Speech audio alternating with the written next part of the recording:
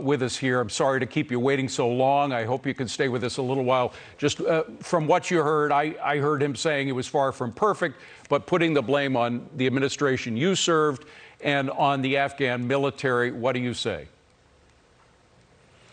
Yeah, he blamed everyone but himself for what is clearly the Biden administration's responsibility. The tragedy you see unfolding, the videos you see, those things didn't have to be.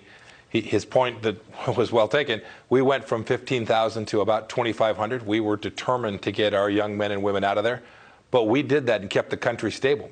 And we did that by creating a deterrence model that protected them, that made sure that we were going to protect our civilians. We went over a year without having an American killed as a direct result of the context of our policy. They knew there was a strong America. They knew we had a commander-in-chief who was prepared to defend and protect our men and women. And we had drawn down to just 2,500, and then President Biden pulled the pin and didn't establish the deterrence. The very failures, he talked about there was no choice, that something was going to happen in May. There was an agreement. The agreement talked about May, but it had a set of conditions. And we were determined that if the Taliban did not live up to those conditions, if they didn't deliver on their promises, then America would impose real costs on them. It's a false choice to say he had to just bail and allow what's happened over these past few days, the horrors that we're seeing. He needs to make sure that we get our men and women out of there safely. I'm glad to hear he talked about doing the right thing by protecting them and using American power to get them out.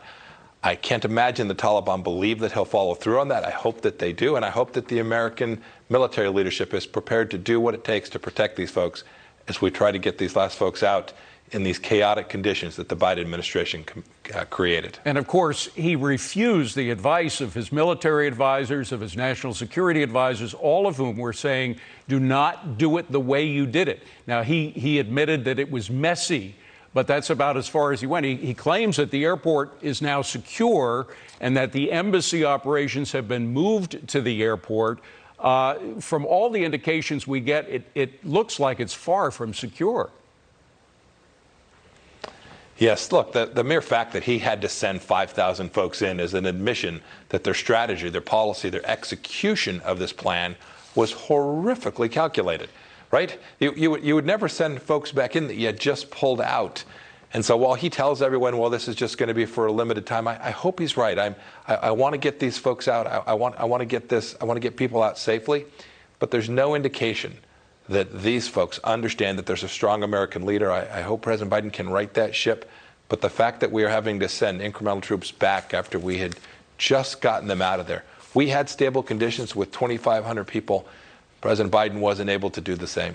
He talked about human rights as well, which was ironic because right now our reports are the Taliban is going from house to house to try to track down and we assume execute people that worked with the former government there. So there is a human rights catastrophe unfolding on the streets of Kabul and many other streets and cities within Afghanistan, as far as he can tell.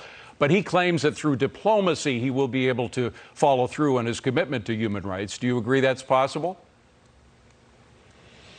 Well, David, we wanted to get folks out of there, too. The mission set was very clearly to make sure there wasn't an attack from this place, from Afghanistan, from the caves in Tora Bora in the east or along the Pakistani border. That was certainly the American vital interest there. President Biden correctly identified that. But make no mistake, the execution of our withdrawal, the disorder, the chaos, the fleeing of the Afghan president, all of those things were things that were entirely predictable. There were things that could have been foreseen, and he hasn't accounted yet for the fact how he could not have expected that this would happen, and the human rights abuses that will take place in the immediate aftermath of such a poorly executed withdrawal from Afghanistan will be staggering. And of course, the fear of what comes next, in particular terrorism around the world. We know that the jails were opened up by the Taliban as they captured city after city. Al-Qaeda members were released. Other terrorist groups were released as well. We even had one former member of Gitmo, of the terrorists that have been kept at Gitmo for eight years, was in the president's office. How do you think that will be unleashed now, this massive increase in the number of terrorists that are given free rein in Afghanistan? Well, there are two pieces to this. There's the near-term piece. You talk about the particular members of Al-Qaeda or the Haqqani network that may now be free. We need to make sure that we know where they are and we track them. We may need to make sure that we leave the resources there to understand the risk that emanates from Afghanistan. I don't know what their plans are. I don't know if they're going to leave an intelligence capability to deliver on the over-the-horizon tools that he described. I hope that they are. I know that there was a plan in place to actually deliver that. We'll see if the Biden administration actually does that. But to your point is well taken, too. There is a second-order impact that is larger than Afghanistan. These are terror organizations around the world, including the Iranian regime, that can see that this is not an administration that understands how to create peace and reconciliation and to use American power to deter those threats. This isn't the first breach of this, right? Remember, there were Iranian missiles that flew from the Gaza Strip into Israel just weeks after President Trump and I left office. That's the kind of failure of American leadership. It is the kind of perception from our adversaries and terrorists around the world that leads to more risk. Weakness begets war.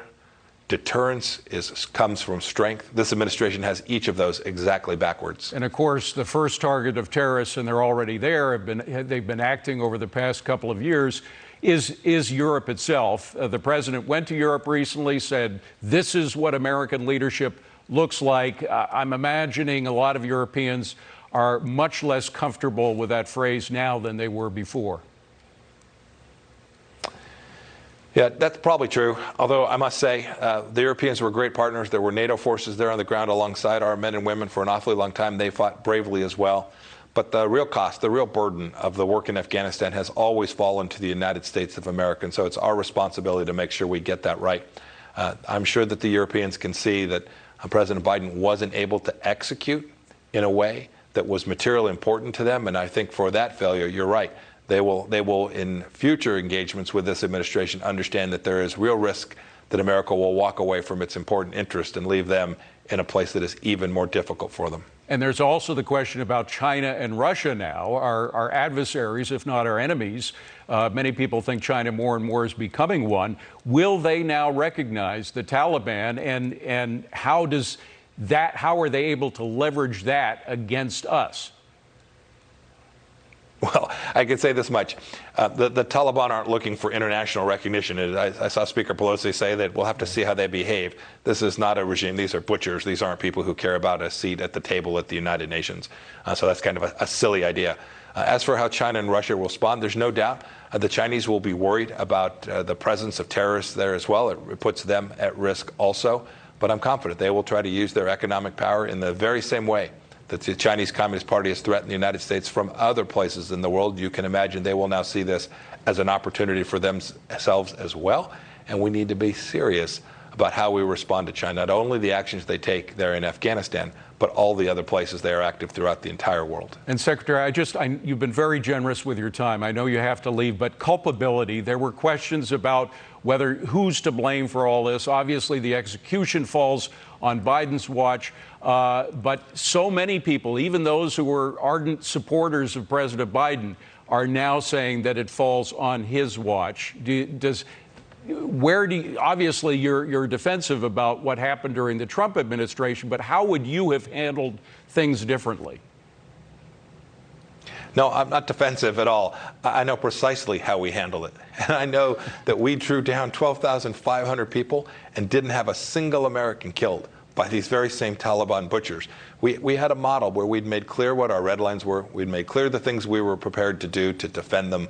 We could have executed a plan in a way that would have led to the orderly withdrawal. We would have demanded that the Taliban actually deliver on the conditions that we laid out in the agreement, including the agreement to engage in meaningful power sharing agreement, something that we struggled to get them to do, but made clear that it was going to be a requirement before we completed our requirement to fully withdraw.